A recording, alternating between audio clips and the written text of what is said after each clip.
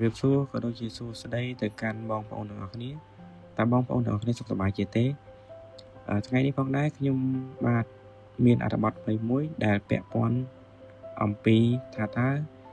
យុទ្ធសាស្ត្រអ្វីខ្លះដែលអាចថែរក្សាសុខភាពផ្លូវចិត្តយើងឲ្យបានរឹងមាំចំពោះបរិបទការងារដែលយើងជួបប្រទះប្រចាំថ្ងៃនៅកម្ពុជាបច្ចុប្បន្ននេះការប្រកួតប្រជែងក្នុងទីផ្សារការងារនិងសម្ពាធសេដ្ឋកិច្ចបាននឹងកំពុងធ្វើឲ្យមនុស្សជាច្រើនកើត stress និងអស់កម្លាំងផ្លូវចិត្តកម្រិតធ្ងន់ដែលភាសាអង់គ្លេសគេហៅថា burn out ការងារដែលមានលទ្ធផលខ្ពស់មិនមែនទាមទារតែការលះបង់កម្លាំងកាយទេតែវាក៏ទាមទារសុខភាពផ្លូវចិត្តដែលរឹងមាំផងដែរអត្ថបទនេះនឹងផ្ដល់ជា10យុទ្ធសាស្ត្រដើម្បីកុំឲ្យការងារបំផ្លាញក្តីសុខក្នុងជីវិតរបស់បងប្អូនទី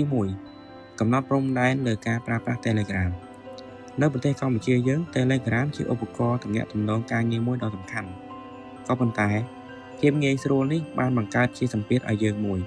ដែលពេលខ្លះតម្រូវឲ្យយើងឆ្លើយតបការងារក្នុងរយៈពេល24ម៉ោងអត្ថន័យនៃចំណុចនេះគឺចង់ឲ្យយើងចេះបិទការជូនដំណឹងនៅពេលយប់ឬក៏ពេលថ្ងៃចុងសប្តាហ៍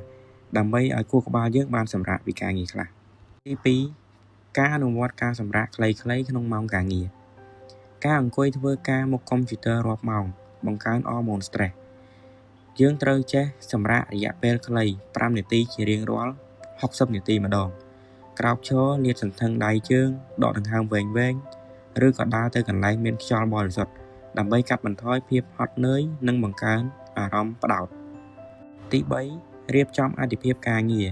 និងឈប់ធ្វើការច្រើនក្នុងពេលតែមួយមនុស្សភាគច្រើនគិតថាការធ្វើការច្រើនមុខក្នុងពេលតែមួយធ្វើឲ្យការងារឆាប់ចប់តែការពិតវាបង្កើនសម្ពាធឈាមនិងធ្វើឲ្យភ្លេចភ្លាំងយើងត្រូវចេះរៀបចំបញ្ជីការងារត្រូវធ្វើរាល់ព្រឹកជ្រើសរើសតែការងារ3ទៅ4កិច្ចការដែលសំខាន់និងបន្ទាន់បំផុតរួចធ្វើម្ដងមួយនេះធ្វើឲ្យចិត្តស្ងប់និងមានម្ចាស់ការលើការងារទី4ជំនះវប្បធម៌ក្រែងចិត្តហួសហេតុនិងការរៀនបដិសេធដោយសេចក្តីថ្លៃថ្នូរនៅក្នុងសង្គមខ្មែរការក្រែងចិត្តជារឿងល្អប៉ុន្តែការយល់ព្រមទទួលយកការងារគ្រប់យ៉ាងទាំងដែលខ្លួនឯងហួសសមត្ថភាពគឺជាសត្រូវលាក់មុខដែលបំផ្លាញផ្លូវចិត្តយើងត្រូវចេះរៀននិយាយថាទេដោយភាពថ្លៃថ្នូរឬសូមឲ្យអ្នកគ្រប់គ្រងជួយរៀបចំអាទិភាពឡើងវិញការនិយាយថាទេមិនមែនអាត្មានិយមនោះទេតែវាជាការទទួលខុសត្រូវលើគុណភាពការងាររបស់យើងទី5ដកខ្លួនចេញពីរឿងរ៉ាវនិយាយដើមឬក៏បរិយាកាសបំពុលការចូលរួមនិយាយដើមឬក៏រិះគន់អវិជ្ជមាន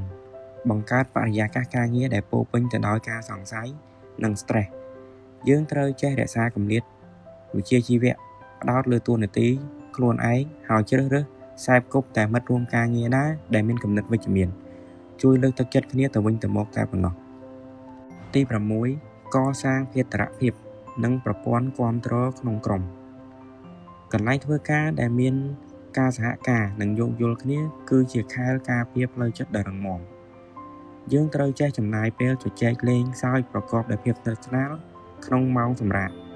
បង្កើតវប្បធម៌សរសើរលើកទឹកចិត្តនិងជួយគ្នាទៅវិញទៅមកជាជាងចាប់កំហុស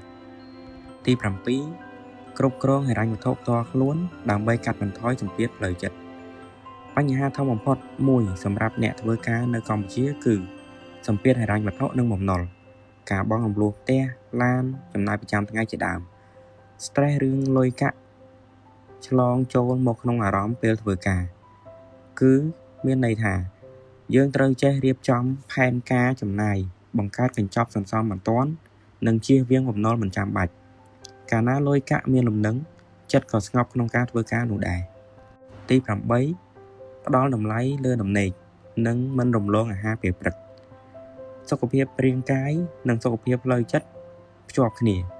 បុគ្គលិកនៅទីក្រុងភាគច្រើនគេងយឺតដោយសារមើលទូរស័ព្ទនិងរំលងអាហារពេលព្រឹកដោយសារប្រញាប់ទៅធ្វើការយើងត្រូវគេងឲ្យបាន7ទៅ8ម៉ោងក្នុងមួយយប់កាត់បន្ថយការមើលអេក្រង់ទូរស័ព្ទឬក៏កុំព្យូទ័រមុនពេលចូលគេងនិងញ៉ាំអាហារពេលព្រឹកដែលមានជីវជាតិដើម្បីឲ្យខួរក្បាលមានថាមពលគ្រប់គ្រាន់ក្នុងការប្រឈមនឹងភាពតានតឹងពេញមួយថ្ងៃចំណុចទី9អបអរសាទរឬក៏ទទួលស្គាល់រាល់ភាពជោគជ័យតូចៗ និងកុំប្រៀបធៀបខ្លួនឯងជាមួយអ្នកដទៃការទន្ទឹងរង់ចាំតែភាពជោគជ័យធំដុំការឡើងតំណែងឬក៏ឡើងប្រាក់ខែច្រើនទើបអនុញ្ញាតឲ្យខ្លួនឯងសប្បាយចិត្តធ្វើឲ្យនឿយហត់ផ្លូវចិត្តម្យ៉ាងទៀតការមើលជីវិតល្អឥតខ្ចោះរបស់អ្នកដទៃលើបណ្ដាញសង្គមបង្កើតជាសម្ពាធលើខ្លួនឯងយើងត្រូវចេះរៀនសរសើរនិងផ្ដល់រង្វាន់ផ្លូវចិត្តដល់ខ្លួនឯងចំពោះកិច្ចការតូចតាចប្រចាំថ្ងៃហើយឈប់ប្រៀបធៀបដំណើរជីវិតខ្លួនឯងជាមួយអ្នកដទៃព្រោះមនុស្សម្នាក់ៗមានសៀវភៅជីវិតរៀងៗខ្លួនចំណុចទី10បំបាក់ភាពខ្មាស់អៀននិងហ៊ានស្វែងរកជំនួយពីអ្នកជំនាញនៅក្នុងសង្គមកម្ពុជាបញ្ហាផ្លូវចិត្តធ្លាប់ត្រូវគេរើសអើងធ្វើឲ្យបុគ្គលិកភាគច្រើនជ្រើសរើសការសង្ងំទ្រាំឈឺចាប់ម្នាក់ឯងយើងត្រូវចេះចងចាំថាការមានទុក្ខព្រួយឬបាក់ទឹកចិត្តមិនមែនជាភាពទន់ខ្សោយនោះទេបើសម្ពាធការងារធ្ងន់ពេកត្រូវបើកចិត្តនិយាយប្រាប់អ្នកដែលទុកចិត្តឬតាក់ទងអង្គការជំនាញដូចជា TPO Cambodia ដើម្បីទទួលបានការប្រឹក្សាប្រកបដោយវិជ្ជាជីវៈនិងសម្ងាត់បំផុតគ្មានការងារណាដែលមានតម្លៃជាងសុខភាព